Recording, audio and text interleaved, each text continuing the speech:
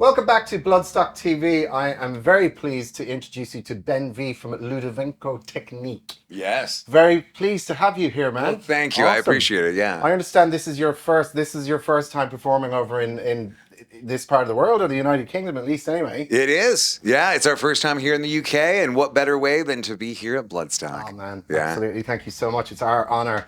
Okay, I just wanted to start off, I guess, with your sound has evolved significantly since your debut, and I mean, how would you describe that musical journey from the early works to your latest album, which is Haunted People? Yes. Yeah. So I think that originally we were very influenced by things like Skinny Puppy and I don't know, more industrial kind of things.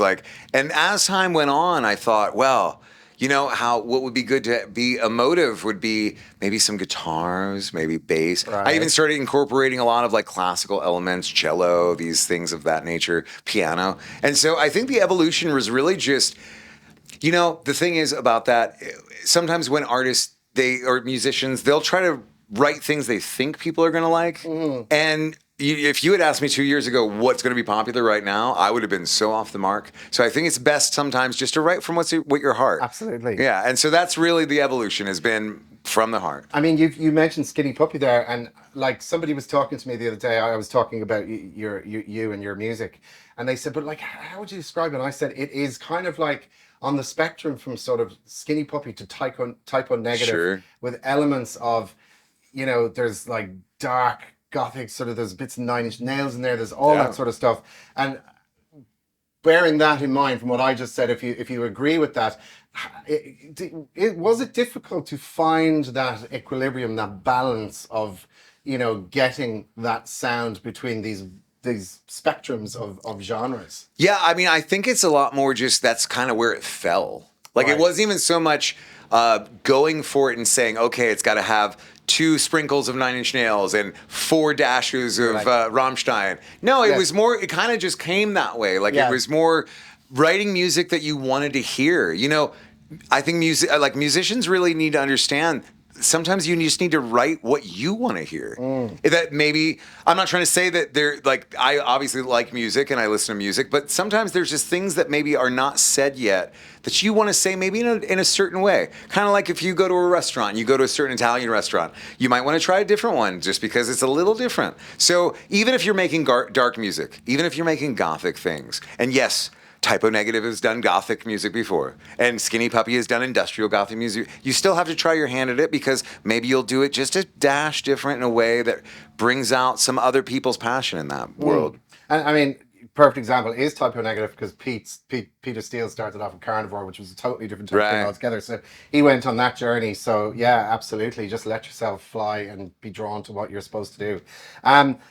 Celebrating over 10 million streams on Spotify. So obviously, an armored truck pulled up to the house with all your royalties on the back of that, brought it in. But that is a milestone, regardless of that side of the business. But I mean, just so incredible to see. Thank you. When you see that something that you've created out of absolute passion and love, so unassuming, so natural, and it's just bursting out into, people are discovering you, and that must be oh my God, this is kind of incredible to see the reach on it. Yeah, it lets you know that, I think as musicians, we're always wondering, is what we're doing effective? Could we have done it differently? Is what we're trying to express being received well? And I will say that it's not the only, sort of meter of that, but the Spotify streams, we have, I think it's 5 or 6 songs that have reached 1 million, and then there's more kind of on the way. I think that, if anything,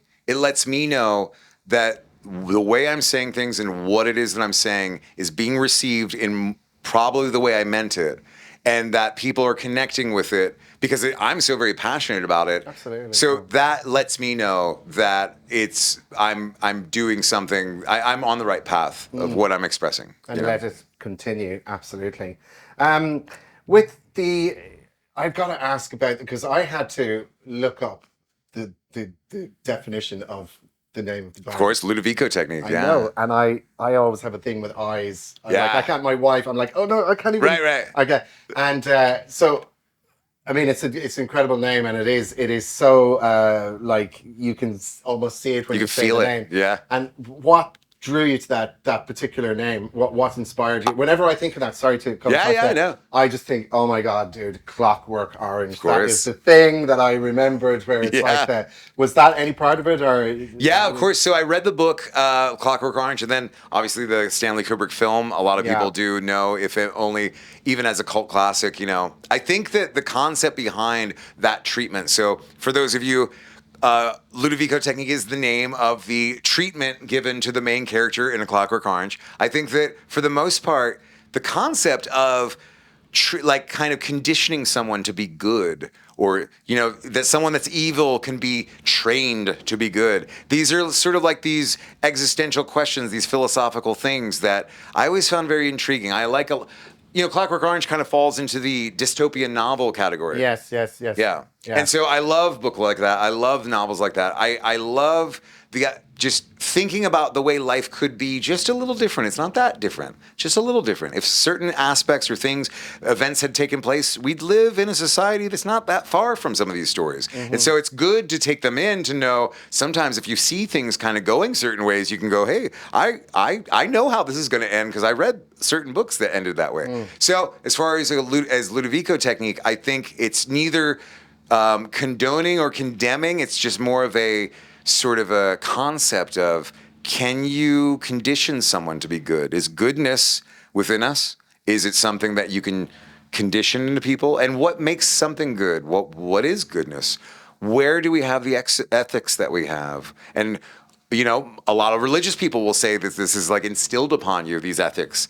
But then other people who are less religious will say, hey, I just have these ethics because it's good humanity to be kind and not go around being violent. So it's all good concepts to think about. And in music, oftentimes we want to explore some of these concepts. And the music is a very sort of good place to do that.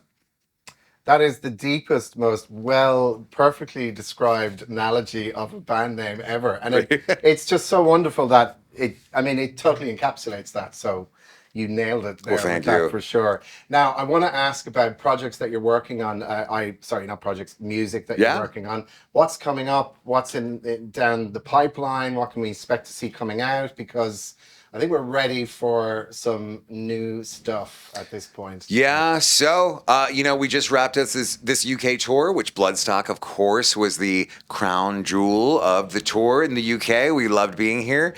And when we get home, we'll be releasing probably a single or two more until the end of the year.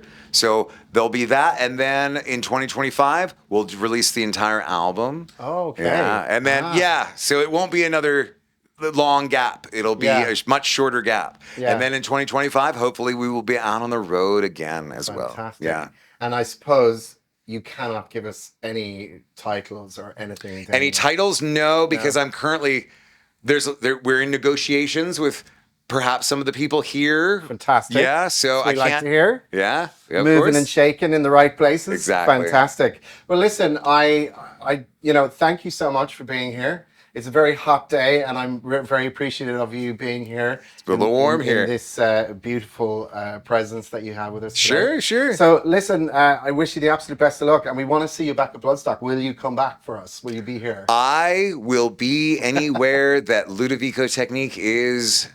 I welcome. Yeah. And so we loved it here. This has been an absolute pleasure to be here. And so I think we would definitely come back to Bloodstock again. Yeah. Well, there you go, guys. Ludovico Technique at Bloodstock, the debut. Cherry was popped today. There it is. And we want them back. So we hopefully will see you in the future. But for now, thank you so much for taking the time and speaking with me. I really appreciate it. Awesome. Thank you. Of course. Yes. Thank you.